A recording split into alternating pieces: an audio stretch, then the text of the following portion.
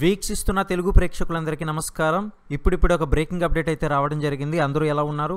మరి 10వ తరగతి విద్యార్థులందరికీ కూడా సూపర్ న్యూస్ వచ్చేసిందన్నమాట. ఇప్పుడెప్పుడని ఎదురు చూస్తున్నారన్నమాట. అయితే విద్యార్థులందరూ కూడా చాలా టెన్షన్గా ఉన్నారు. మరి మీలో ఎంతమంది ఇంతవరకు కూడా విద్యార్థులంతా కూడా రిజల్ట్స్ ఎప్పుడు వస్తుందని టెన్షన్తో ఎదురు చూస్తున్నారు? ఒకసారి కింద కామెంట్ సెక్షన్లో తెలియజేయండి. అయితే ఈ వీడియోలో ఒక అఫీషియల్ అప్డేట్ అనేది రావడం జరిగింది. మళ్ళీ చెప్తున్నాను, జెన్యూన్గా అయితే ఈ యొక్క అప్డేట్ అనేది రావడం జరిగిందనమాట.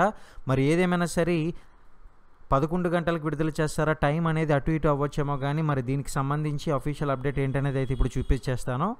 అయితే మీరు స్క్రీన్ మీద చూడొచ్చు అనమాట. ఏపీలో 10వ తరగతి పరీక్షల ఫలితాలు ఏప్రిల్ 22న విడుదల కానున్నాయి. అయితే విజయవాడలోని సోమవారం ఉదయం 11 గంటలకు విద్యాశాఖ కమిషనర్ సురేష్ కుమార్ ఫలితాలు అయితే ప్రకటించనున్నారు. ఈ ఏడాది రికార్డు స్థాయిలో 22 రోజుల్లో 10th ఫలితాలను అయితే విద్యాశాఖ ప్రకటించనుంది. అంటే 22 రోజుల్లోనే విద్యాశాఖ 10th ఫలితాలను అయితే ప్రకటించనుందనమాట. మొత్తానికి ఏంటంటే మార్చ్ 18 నుంచి 30 వరకు కూడా 10th పరీక్షలు అయితే జరిగాయి.